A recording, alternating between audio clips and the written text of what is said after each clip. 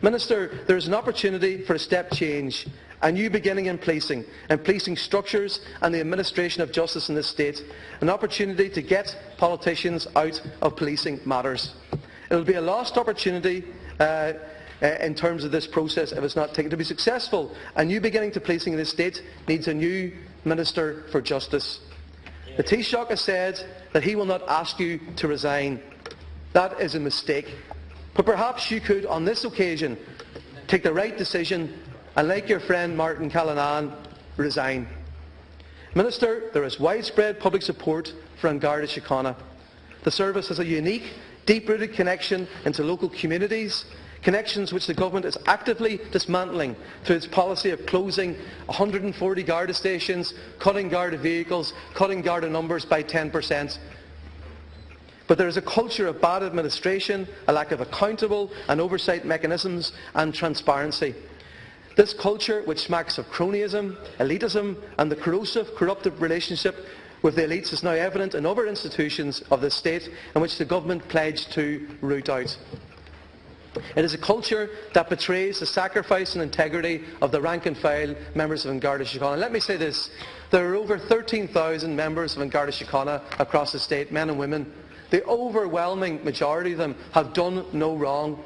They have been failed by a cabal of senior management and by yourself, failed profoundly. So let that message go out here clearly today. The vast majority continue to have the unwavering support of the Irish people, but you do not. And obviously the outgoing Commissioner did not either. It was a culture in terms of over the years in some of the senior management in Garda Síochána that betrayed the sacrifice and integrity of the rank and file. It's a culture that was evident in the failure to properly investigate cases like the Fábhair Niall Malloy case or the Dublin Monaghan bombings. It is a culture that stems to a large degree from the fact that for many years the legal, judicial and policing system in this state was allowed by political leaders to become an adjunct of British counterinsurgency in the north of Ireland. This resulted in special non-jury courts, a heavy gang within the Gardaí who brutalised people in custody, serious miscarriages of justice and wrongful convictions, and the abandonment of the principle that all citizens, including suspects held in Garda custody, must have rights in our justice system. It is also evident in the Kerry Babies case, in the behaviour of some Garda in Donegal that was exposed by the Morris Tribunal, in the oppressive regime imposed on communities in Rossport, in the Taoiseach's own constituency, and in the Kieran Boylan affair, where senior Gardaí protected a drug smuggler. It was evident in the failure to properly investigate murders like that of my colleague in Donegal, Councillor Eddie Fullerton, back in 1991. There is now an opportunity to change all of this. That means creating an independent, accountable and transparent Garda authority.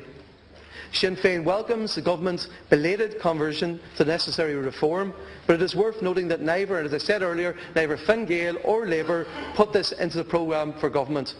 But if you've come to that position now, and if we can see fundamental change, then at least Irish people can get some sense of reassurance from all of this mess that has happened in recent years.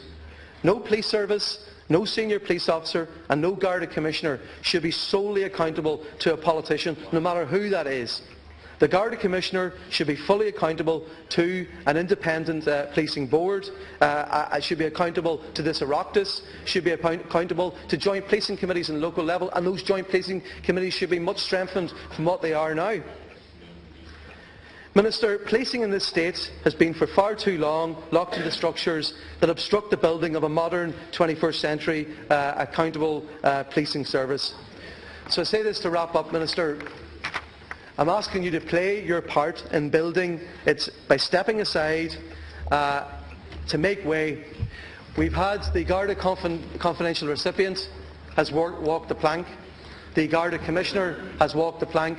And now, Minister, it's time for you to walk the plank to reinstate public confidence in the administration of justice so that we can all in this House collectively start to rebuild a modern police service for the century that we live in.